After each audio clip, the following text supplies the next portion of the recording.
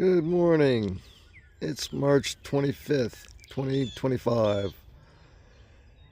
And what we're looking at here is weeds. This is what most people have to dig up in the spring. But then we have the silage tarps that were over this part over here. And the wind was relentless this year. It just keeps blowing and blowing every day, 25 to 50 mile an hour winds for like a month now.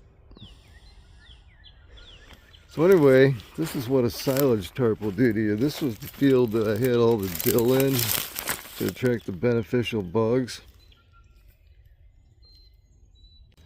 So we can look in here and there's not a single weed.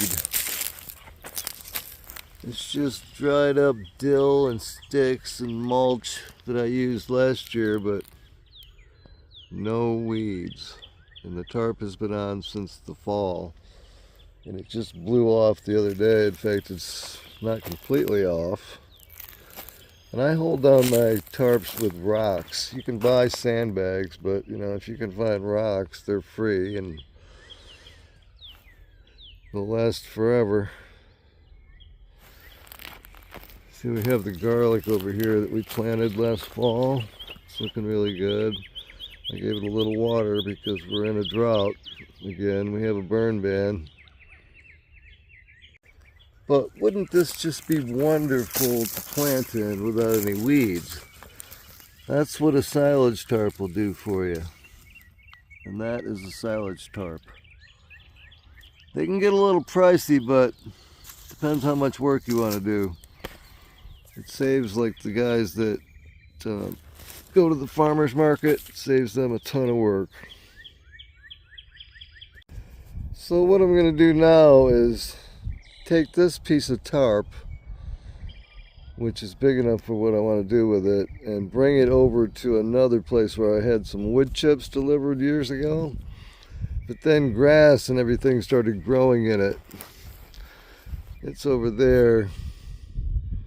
So I'll cover that up, and with the sun hitting it, it'll take about a month or two in the spring, 1 month in the summer, 6 months in the winter to kill everything underneath it. Unless you have some kind of bamboo or really tough grass, which I had. Okay, this section here, I just took the tarp off. I'm going to move it to a different spot. But this had some horrible grass growing in it. I think it was Bermuda. It's like a snake that goes down deep, and if you leave one piece, it comes back. So I went ahead and left that tarp on this piece right here for like a whole year. And it was so dry under there that the mulch here didn't really disintegrate. But this is perfect to plant in because it's already mulched. All I have to do is dig a hole and take one of my tomatoes out of the tray that I grew them in and pop it in the hole. Give it a little water, make some kind of trellis, and you're done. This is the silage tarp that I brought over. Notice it has a black side and a white side. This side's black. This is to keep things cool in the summer, like a tent or a building you could make. But if you put the black side out, the sun's going to hit it and cause heat. And that's what we want to do because we want to heat up this pile right here. It's a place where I used to have my compost and wood chips delivered. And they would dump it right here, come right down the hill.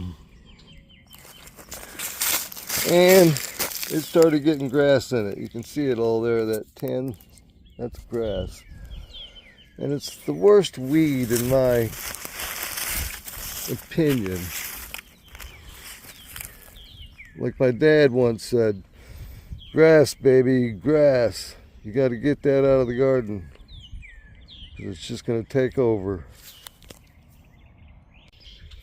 Okay, here we're looking at my garlic that I planted last fall. I'm in zone 7, so you plant your garlic in the fall and then you pick it late June, early July. And we can get down here and take a look. It's growing great. Not much grows in the winter. You can see a few things because it's actually March 25th now. And this wasn't even covered up. I uncovered it in the fall and then put all this garlic in here. So what I'll do is I'll plant something that the deer don't particularly like. They'll eat anything if they're starving, but they don't really mess with tomatoes. They might take a branch or two and then go, yeah, I don't really like it. They won't mess with garlic. I've had okra, and then it got real dry and there was no food, and they went ahead and started eating some of the okra, but that's about it. They don't really like it.